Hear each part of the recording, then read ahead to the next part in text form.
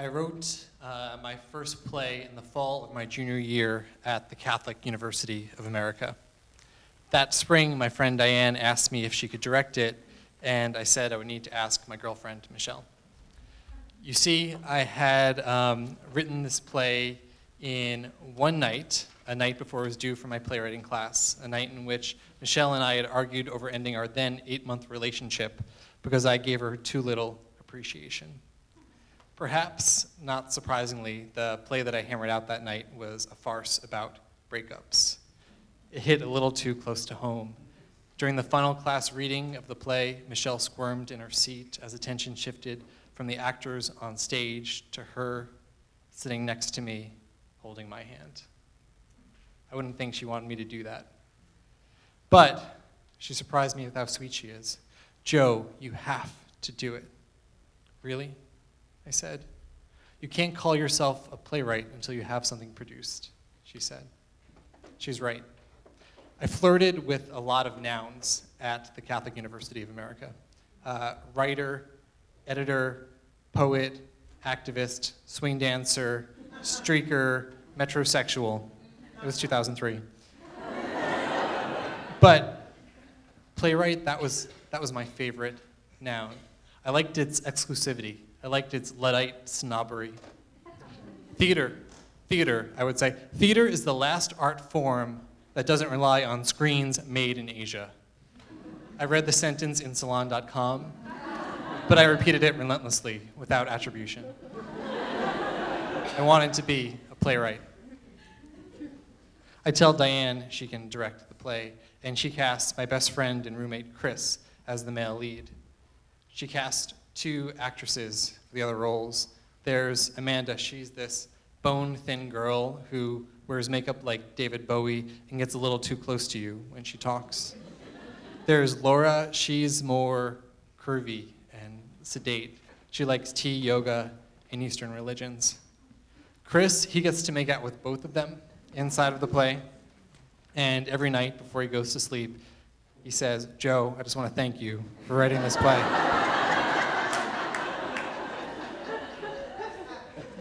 Opening night, there's no empty seats in this dusty black box.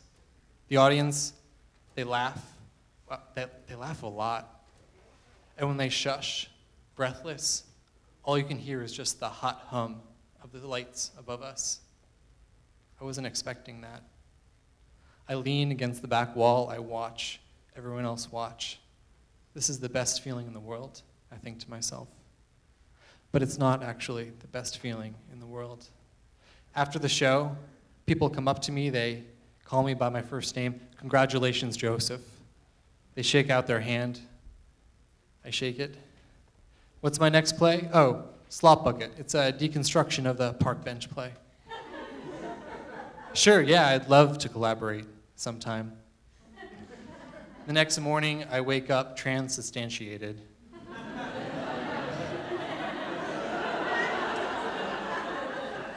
I saunter to class, like slowing down so passersby can make eye contact with me. There's like an aura around me, this sub-audible crackle, and I want to let everyone else take it in. Finally, after 3 years, the school was recognizing me for the creative juggernaut that I am. Founder of the school's literary magazine, gold medalist at the 2003 National Star Ball for Lindy Hop, undergraduate playwright. This Division III school was so lucky to have me. Closing night of the show, both Amanda and Laura give me handwritten thank you cards. They give me these close, lingering hugs. I look in their eyes and I see respect, gratitude, and sexual attraction. I asked Chris about this the next day. Yeah, Amanda and Laura asked if you had a girlfriend. "Joe, are you gonna do something about that?" Michelle is my best friend. We're coming up on 1 year together dating. She can make me belly laugh. She loans me her meal card. She's the sweetest person I know. Who was the better kisser? I asked Chris. Amanda, he says. I break up with Michelle. That night, I gave her a carefully packaged container of all of her things. She pulls out her toothbrush and then throws it at me and then runs away crying. That's so goddamn wasteful, I say to her back. I ask out Amanda 3 days later.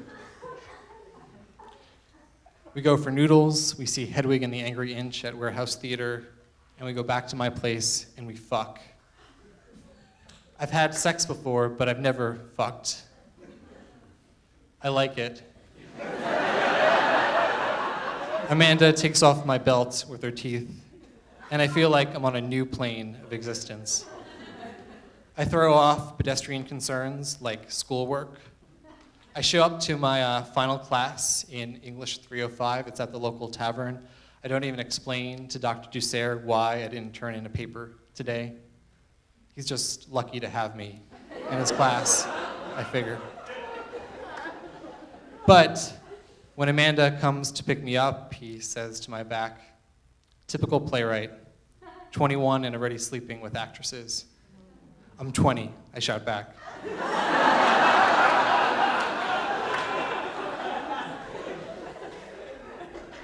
That night, as Amanda and I lay in bed, I think about what Dr. Dussert said. Joseph Price, playwright, but typical playwright. I'm acting out a cliche, and if I'm being honest, it's already starting to sour. Amanda and I, we ran out of things to say to each other after 5 days. She won't invite me to any of the drama parties because I don't smoke pot, and we still have the sex, but I get this feeling she's starting to get bored with me. She stops returning my calls. The year ends and it's summer and I'm on campus alone.